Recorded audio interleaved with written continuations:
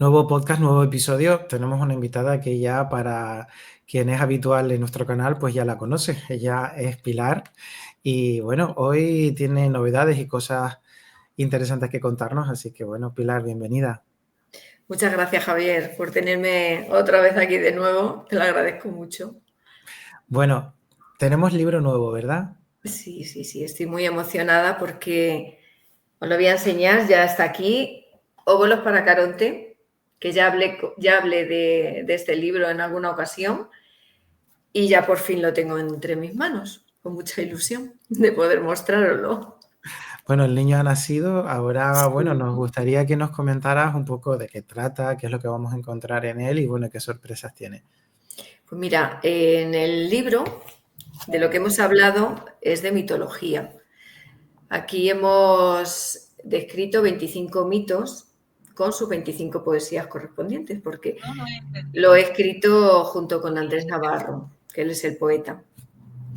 Entonces, esos 25 mitos lo hemos dividido a su vez en secciones. Hemos puesto 5 mitos en una sección que se llama Pasiones, otra que se llama Castigos, otra que se llama Metamorfosis, que se corresponde a las metamorfosis de Zeus, que se va, sí se ve, ¿no? Más o menos. Sí. Que se va transformando pues en distintos animales o elementos pues para tener relaciones sexuales con ninfas o con mortales. Luego tenemos otra parte que se llama mitos y ahí hemos recogido no mitos tan concretos como los anteriores, sino que, por ejemplo, hablamos un poco pues, sobre las Moiras, la laguna Estigia, las Pléyades. Y por último, una parte que la hemos titulado Érase una vez, donde ahí le damos voz a los personajes considerados malos, como podría ser el Minotauro, como podría ser Medusa, pero lo ponemos un poco desde el punto de vista de ellos, lo que ellos consideran que les ocurrió y es saber un poco si realmente son tan malos como la mitología nos ha hecho de creer. Entonces eso sería en sí más o menos la estructura del libro. Os voy a enseñar también las ilustraciones, que estas las he hecho yo. Esta se corresponde con la parte de pasiones. Una especie de corazón, ¿no? Un corazón roto, porque las pasiones no suelen terminar bien y menos si hablamos ya de mitología griega. Por algo lo de las tragedias griegas tiene su razón de ser.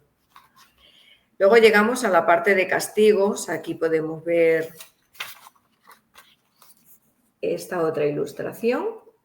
Una araña creo que se La intuye, ¿no? araña, y vamos a hablar sobre ella ahora. Vale. Después está la parte que he dicho de metamorfosis, la de Zeus. Pues yo creo que la imagen más típica que podría haber una Una mariposa. mariposa, sí, sí. Hombre, es completamente normal, ¿no? Sí. Luego estamos en la parte de los mitos y aquí he elegido las manos de las Moiras con el hilo de la vida. Y por último, la de Érase una vez, que aquí, bueno, pues hemos elegido esta imagen, ¿no? Que es una fauna, una especie de fauna, con un diente de león. Así que estas son las ilustraciones del libro. Luego hemos contado con el prólogo que nos lo ha hecho el escritor Marcos López Herrador, que ha sido un trabajo fantástico el que nos ha hecho, y también una introducción donde se narra lo que la mitología griega ha supuesto desde un punto de vista para la psicología moderna. Porque la verdad que el mito se plasma bastante en la mitología, ¿no? Tenemos, por ejemplo, el síndrome de Diógenes, la persona narcisista, bueno, pues todo eso en esa introducción lo desarrollan un poco, porque la mitología realmente creo que es uno de los grandes legados que la cultura griega nos dejó a Occidente. Seguimos continuamente, digamos, nombrando la mitología para múltiples cosas actuales. Así que sí, es un importante legado. Es algo que, digamos, viene como muy, muy, muy de lejos, pero que sigue teniendo hoy en día pues mucha Sigue vigencia. teniendo hoy día bastante uso. Por ejemplo, voy a hablar un poco sobre el título, Óbolos para Caronte. Caronte era un ser del inframundo, era un psicopompo, un psicopompo es la persona que se encarga de transportar el alma de los fallecidos. Él lo hacía a través del río Aqueronte y además este río es el que le vendría a dar su nombre, Caronte.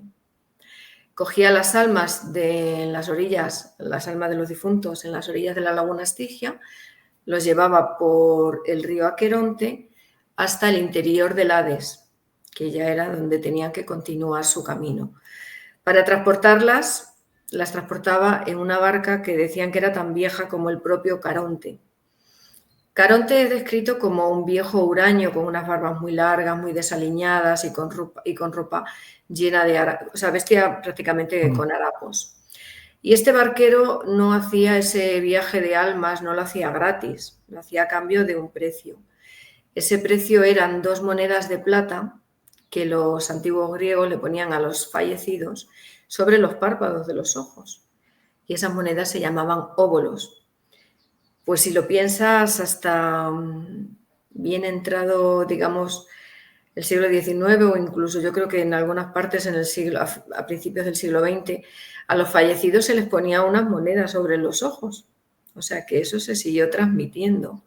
Decían que para que no se les abrieran los ojos, pero todo eso venía de estos óbolos que se le ponían a los difuntos para que pudieran pagar al barquero.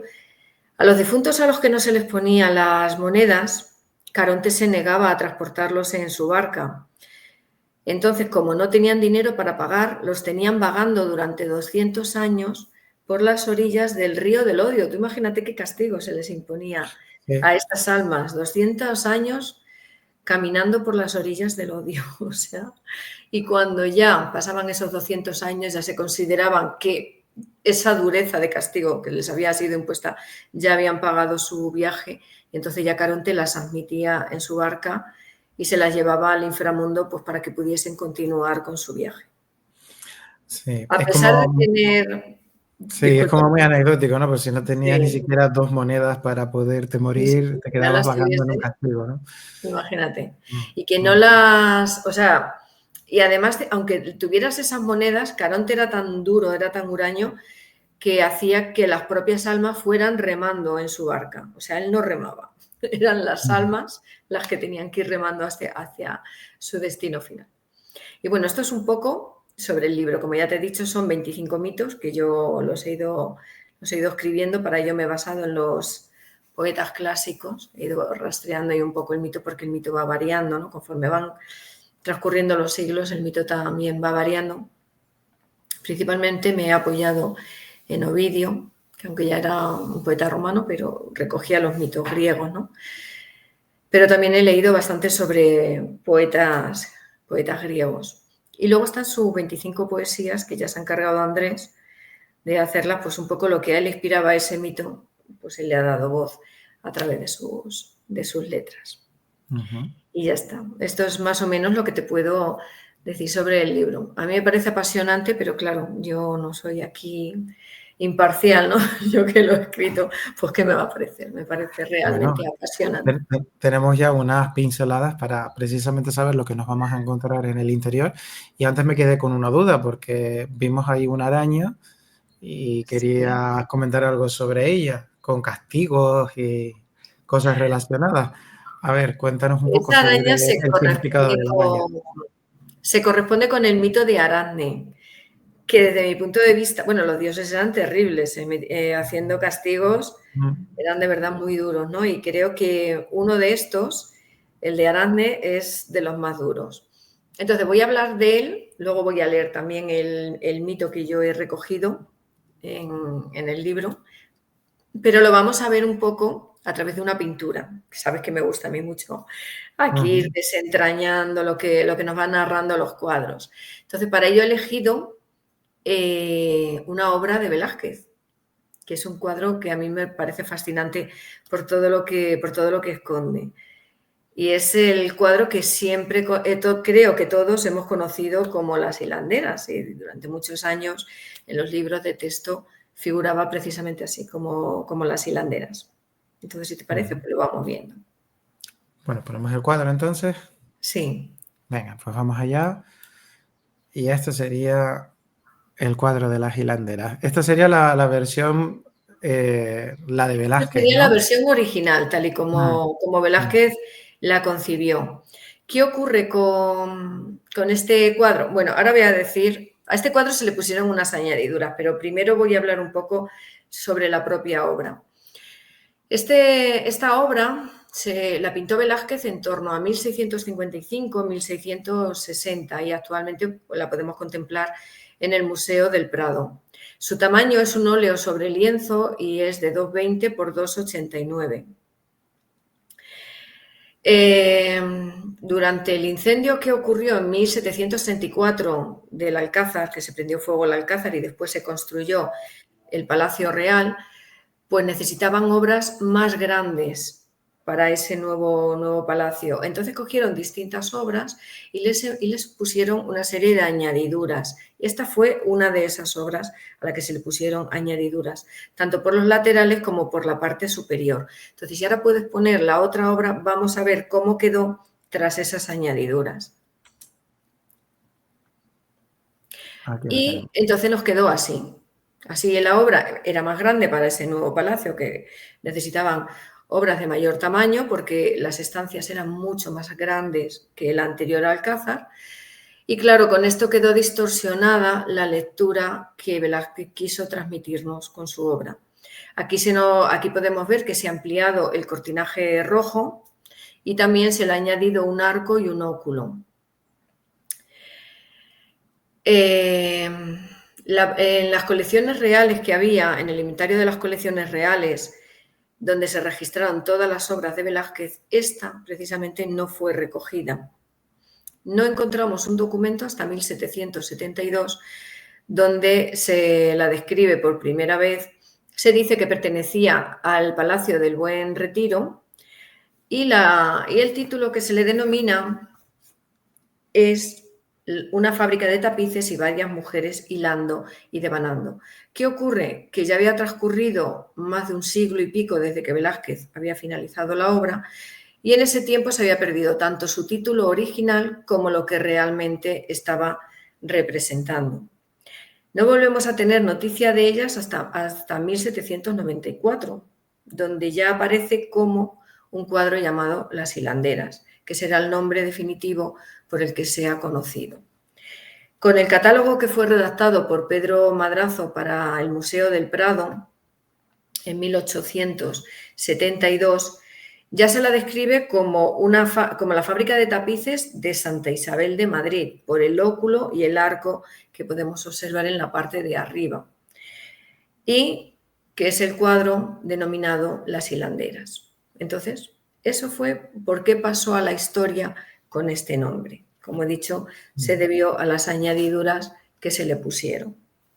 Durante muchos años se pensó que se trataba de una pintura costumbrista, donde un grupo de hilanderas estaban realizando sus trabajos en un lugar histórico perfectamente reconocible, que era la Real Fábrica de Tapices de la calle Santa Isabel de Madrid, donde podemos ver una primera escena que varias damas están hilando y una segunda escena donde habría unas damas que están contemplando los tapices que las supuestas hilanderas han realizado para ver cuál le gusta más a la hora de coger y realizar la compra del que a ellas se le antoje más bonito.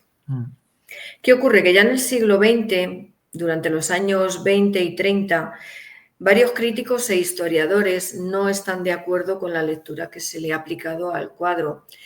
Pensemos que Velázquez ya había realizado, antes que esta obra, ya había realizado Las Meninas, un cuadro de una gran complejidad, y entonces pensaban que un autor de ese calibre que había hecho Las Meninas tan complejo no iba a hacer ahora una pintura costumbrista. Pensaban que encerraban algo más. Así que ellos iban más allá. Ellos pensaban que además lo que realmente encerraba era un mito, un mito de la mitología clásica. El problema era corroborar esa hipótesis, porque como no había ningún documento de la época en que se pintó el cuadro, pues ni se conocía el título ni se conocía realmente qué era lo que Velázquez nos había recogido. Hasta 1948. En ese año aparece un inventario de bienes de don Pedro de Arce, que fue la persona que compró, para quien se realizó la obra. Este hombre era un funcionario, un alto funcionario de la corte, y en ese inventario él recogió, esto lo voy a leer, es la siguiente reseña.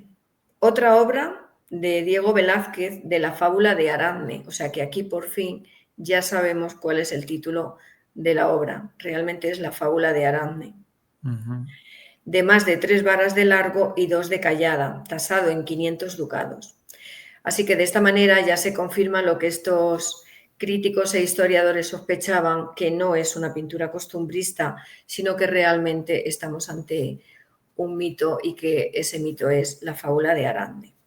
Entonces yo ahora, como ya sabemos el título de la obra, vamos a ver cuál es ese mito. Y os voy a leer el que yo he recogido en el libro de los óvulos de Caronte. Espero que os guste. Vale. Y bueno, dice así: nosotros, simples mortales, no debemos osar en juzgar o retar a los dioses. Al fin y al cabo, ellos nos hicieron a su semejanza partiendo de un humilde gusano. Pero recuerda siempre que, para un dios, ambos somos igual de insignificantes. Aunque la realidad es que siempre ha existido una acción reiterativa en transgredir los límites marcados de forma natural entre dioses y humanos. Incluso los héroes intentaban traspasar dichos límites, lo que provocó, como es lógico, su correspondiente sanción, tal y como ocurrió con Aracne. Entre las distintas tareas asociadas a las féminas encontramos la de hilar, pero Aracne era huérfana de madre, careciendo, por tanto, de la persona que debía instruirla. Fue su propio padre, Idmón de Colofón, tintorero que teñía la lana con la exquisita púrpura de Tiro, quien la inició en las artes tejedoras. Sea como fuere, aprendió, desarrollándolas con notable destreza, algo por lo que adquirió gran celebridad en Ípepa, Lidia, donde tenía su taller. Diariamente el resto de mujeres la visitaban para contemplar sus extraordinarios paños. Tal era su habilidad que incluso las ninfas, abandonando viñedos y aguas, acudían a verla trabajar, admirando los bellos tapices que sus manos elaboraban. Mas, como es sabido desde antaño y hogaño, la vanidad es un mal que puede emponzoñar cualquier alma, y así ocurrió con la tejedora. Tanta alabanza recibió que se volvió arrogante, llegando a comparar su talento con el de la propia Atenea. O por qué no, quizá yo sea incluso más diestra que ella. Tamaña insensatez llegó a los oídos de la citada, que se sintió de inmediato ofendida. ¿Cómo puede la desgraciada aseverar algo así? Yo fui quien la enseñé a tejer, y ahora una burda aprendiz se atreve a igualarse a mí. La ofensa no podía quedar así, debía dar una lección a la engreída. Pero las divinidades son caprichosas y no siempre descubren sus intenciones. A veces les gusta jugar con los humanos como si de simples ratones se tratara. Así obró la inmortal, quien no se mostró, sino que adoptó la forma de una anciana. Bajo esta falsa apariencia, visitó a la joven advirtiéndole sobre los peligros que supone provocar a los dioses, sugiriéndole que sea más humilde en sus palabras y modesta en sus artes. La muchacha reclina su cabeza hacia atrás, emitiendo una sonora carcajada. «Vieja, ¿qué dices? ¿Quién eres tú para atreverte a darme esos estúpidos consejos? Si la propia Atenea estuviese aquí, le pediría que cada una tejiéramos un tapiz para demostrar cuál de las dos sería más habilidosa. ¿Por qué ella misma no viene? ¿Por qué estos certámenes evita?» Su descaro infringe cualquier límite, pensó la diosa, que despojada de su disfraz se muestra en su plenitud divina y así, envuelta en su halo áureo, contesta: «Aquí me tienes, comencemos pues». Las ninfas, mudas de asombro, se inclinan en incesantes reverencias ante la dama celestial, en muestra de profundo respeto o incluso temor. No es el caso de la altanera retadora, que aunque sorprendida, tan solo se sonrojó un instante para a continuación dar una palmada gritando: «Presto». Da comienzo el desafío. Sin demora se colocan en opuestas partes ambas y con grácil urdimbre tensan parejas telas.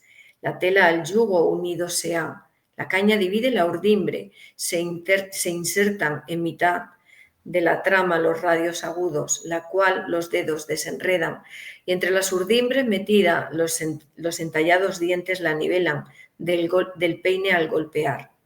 Ambas se apresuran y ceñidos al pecho su vestido, sus brazos doctos mueven, mientras el celo engaña a la fatiga. Esto último es de Ovidio, que me ha encantado poner partes de distintos poetas. Las expertas manos de las hilanderas ejecutan raudas, excepcionales labores, a cual más talentosa, sublime o portentosa. Con maestría saben encajar la púrpura, crear sutiles sombras, utilizar miles de colores brillantes y dúctilmente entremezclan oro. Atenea se inclina por un paño en el que rememora hazañas y glorias de las deidades.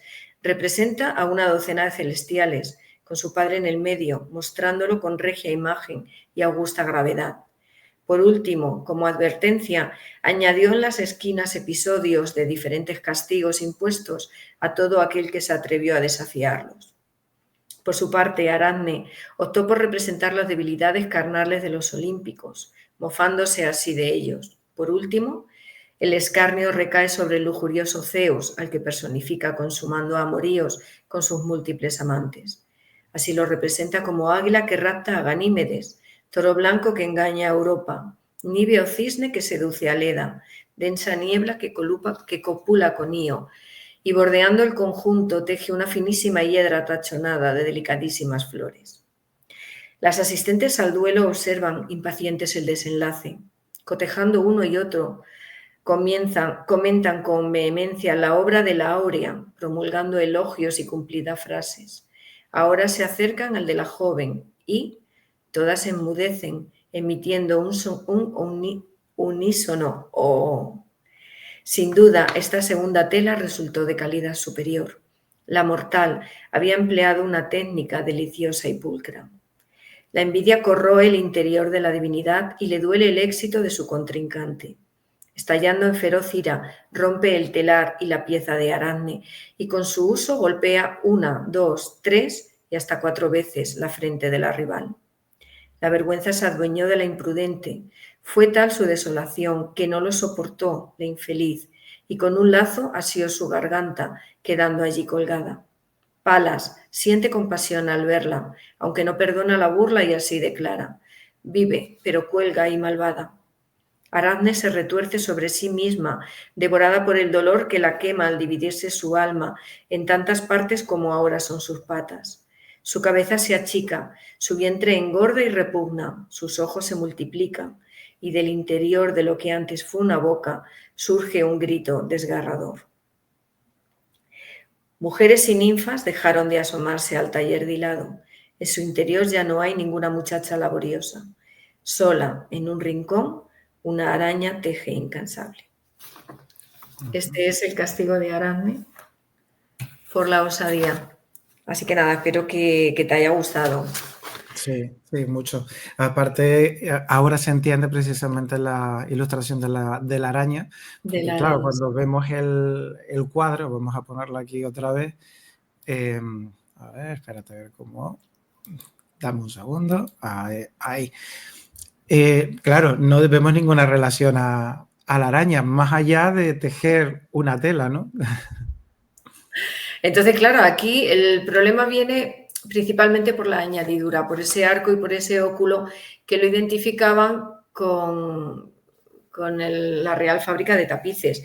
Pero si ahora quitamos todas esas añadiduras y vemos el cuadro tal y como lo concibió Velázquez, que es así, pues entonces ya la situación cambia porque ya no te está recordando a ninguna estancia en particular. Simplemente vemos aquí pues, a unas personas que están tejiendo. Si encima sabemos ya el título, que es la fábula de Aracne, pues empezamos a ver también las pistas que Velázquez nos dejó de una forma absolutamente ingeniosa, a modo de rompecabezas para llevarnos a la solución final. Entonces nos vamos a centrar en el primer plano, en esas dos mujeres que están hilando y que evidentemente ya sabemos que son Atenas Atenea, perdón, y Aracne.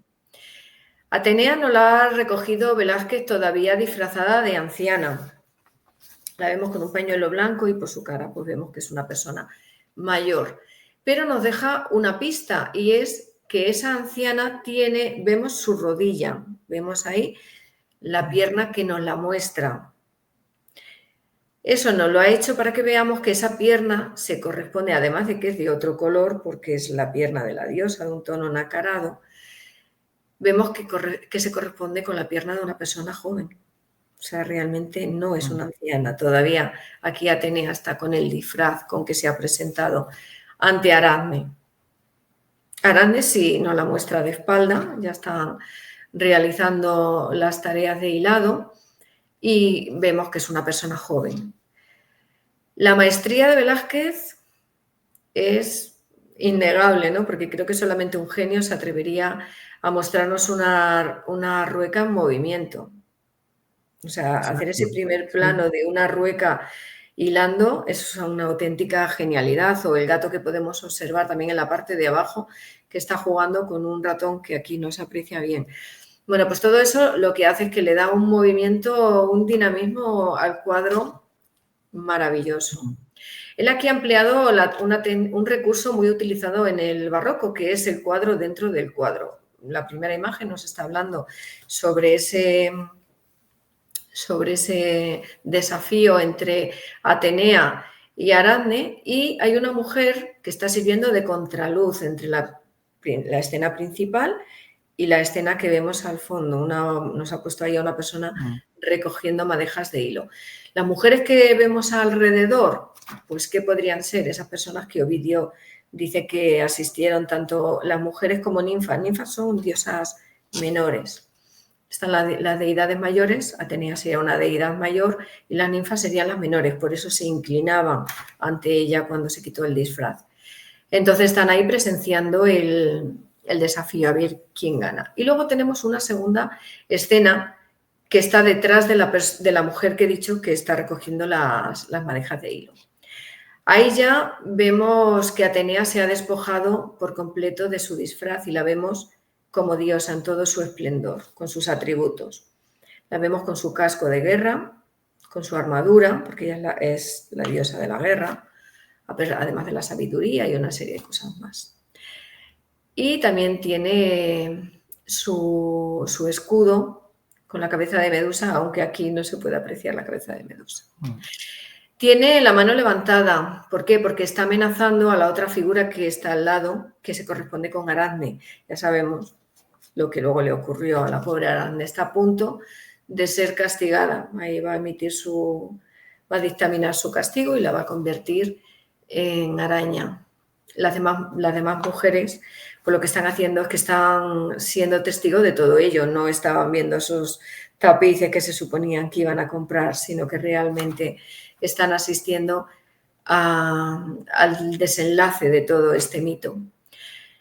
Sí que vemos un tapiz al fondo y ese tapiz se corresponde con el que hizo Aracne, en el que ponía todos esos amoríos de Zeus.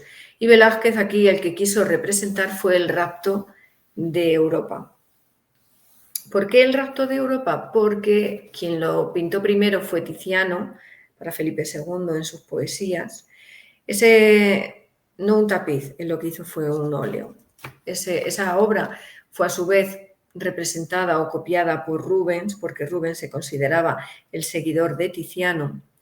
Y Velázquez lo quiso representar aquí porque él se consideraba a su vez el que había heredado toda esa maestría, primero de Tiziano y por último de Rubens. Entonces era una forma de autoproclamarse el continuador de estos grandes pintores. Entonces por eso aquí nos representa esa obra que a la vez es la misma que recogió en su momento, que el primero que la representó fue Tiziano y luego Rubens. Pero nos deja una última pista más, que a mí esta sobre todo me encanta. Velázquez nos deja una última pista y es que vemos que justo delante de Palas o de Atenea vemos una viola, no sé si un instrumento musical, justo delante de ella, es que no sé si yo no la voy a poder señalar. Y esa Eh, viola la recoge ahí, justo delante de ella, porque es un instrumento musical que, según la tradición o los remedios populares, su música actuaba como antídoto contra la picadura de las tarántulas. Y su música era la conocida como la tarantela. Entonces, bueno, precisamente está todo hilado, ¿no? está todo completamente hilado. Entonces ya te digo que ahí dejó una serie de pistas para que nosotros pudiéramos llegar a ver el mito que yo acabo de leer hace un momento. Así que nada, espero que os haya gustado la descripción de este cuadro. Yo por lo menos me pareció Interesante, sí, muy sí, interesante, sobre todo el detalle de la viola. Digo, es que estuve pendiente de todo, ¿no? Del cuadro, de recoger claro. ahí el rapto de Europa, que también le recojo yo, el rapto de Europa es maravilloso. Y, y bueno, actualmente, ¿qué ha hecho el Museo del Prado? Pues que ha colocado una especie de ventana delante de la obra de Velázquez para tapar todas esas añadiduras. Ellos mismos te ponen una fotocopia al lado donde se puede ver Ujú, el cuadro completo, porque claro, no se las han quitado, pero sí las han tapado para que las podamos ver tal y claro. como Velázquez lo concibió y ya con su título, La fábula de Arande. Sí, aparte que se nota precisamente dónde están por ese cambio de tonalidad que tiene. Sí, sí que se ve. Y claro, cuando ves la obra original y ves esas añadiduras, eh, el encuadre de todo, al margen de si podemos entender así con un primer vistazo cuál es el significado, qué es lo que representa, se nota que todo lo demás sobra, ¿no? Sí. El cuadro es lo que es y lo demás sobra realmente. El problema vino, pues eso, que como no se sabía cómo se titulaba, pues claro, ¿qué ves? Lo primero que ves, pues ves a unas mujeres que están hilando. Pues terminó al final pues poniéndose las hilanderas, pero porque fue un poco lo que ellos pensaron Mm, que era realmente claro. una pintura costumbrista y ya está. Pero es una pena que se perdiera durante tanto tiempo un significado tan encantador, ¿no? Como es este mito.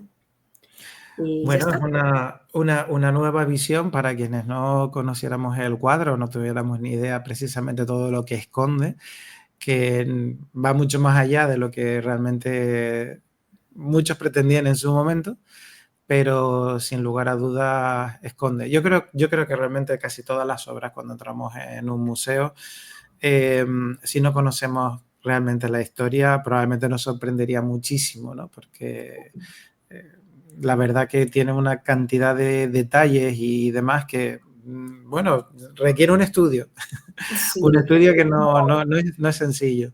coincido contigo totalmente, ¿no? Porque la verdad que los autores te recogen ese momento, pero cómo lo llenan de forma delicada de pistas, ¿no? Para ir Mm, llevando, que quien haya estudiado, quien conozca el mito, dices, ah, mira, aquí fíjate, y esto lo han puesto por este motivo. Y la verdad que a veces es un poco una labor de detective, ¿no? Pero resulta muy bonito. sí, A mí me en parece cierto muy modo, bonito sí. ir conociendo y desentrañando o ese ovillo, ir tirando de la hebra y poco a poco deshaciéndolo. Muy bien. Así Bueno, que pues nada, vamos. espero que te haya gustado tanto el mito que te he leído como Sí, esta obra así explicada de Velázquez, que a mí me parece encantadora realmente. sí, sí, no, me ha encantado. Vamos a recordar nuevamente el libro, muéstralo otra vez para que se vea bien.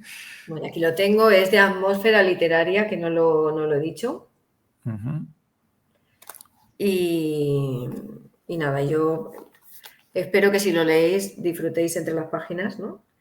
Porque ya te digo que no es solamente el mito, sino luego pues la versión que esta persona ha hecho a través de su poesía de ese mito. Si quieres te leo la poesía que se corresponde Venga, con Aracne. venga, vamos ¿Te allá con apetece? ello y ya con eso despedimos el episodio Ya de con hoy. eso despedimos. Aquí Andrés, la poesía la ha titulado La araña y la furia. Más antiguas que el tiempo consumido, más salvajes que las hidras del Averno, castigan caducas infamias, crímenes del cielo, leyes injustas. Tres hermanas sin amo partirán la mente de los incautos, las furias. Cuerpo algodonado, engalanado de besos por regalar. extraño animal que aterra a la ignorancia, fascina a curiosos soñadores, la araña. Hermana pequeña de las vengadoras eternas, cruzará el mundo de los ínfimos, busca la sabiduría de los nuevos imperfectos. Tela tejida con abrazos, donde quedan sellados los que no verán el mañana.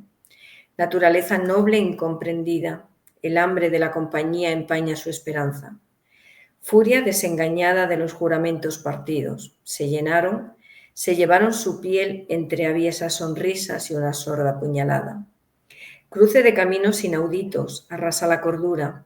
Él, de género femenino, con una dulce locura levantada por el dolor.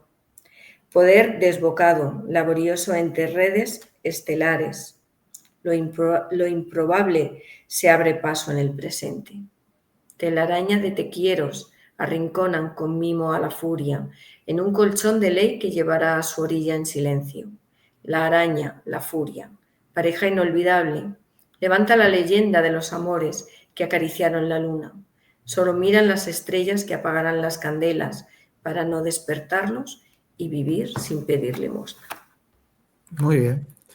Pues ahí tenemos esa poesía, el mito y el cuadro. Ha sido un auténtico placer, siempre interesante, Pilar. Muchísimas gracias por darme la oportunidad de poder mostraros el resultado que hemos estado trabajando en ello un año. Sí, siempre se dice pronto, ¿no? Cuando ya tenemos el libro entre las manos, pero claro, las cosas requieren su paciencia, su trabajo y bueno, al final el fruto pues da resultado. Da resultado. Bueno, pues nada, Pilar, Javier, muchísimas gracias. Agradecerte este momento que me has tenido la generosidad de brindarme. Y nada, espero que os haya gustado. bueno, pues muchísimo éxito y bueno, nos veremos en otra ocasión, que estoy seguro de que alguna cosa más habrá por ahí. Bueno, pues nada y felices fiestas. Sí, es cierto, es verdad, ya vamos a entrar en ese Pero periodo ya estamos en periodo navideño. Exactamente. Pues muchas felicidades, felices fiestas y Año Nuevo y ese tipo de cosas que Todas se dicen. esas cosas. Bueno, un auténtico placer. Muchas gracias, Javier. Un saludo.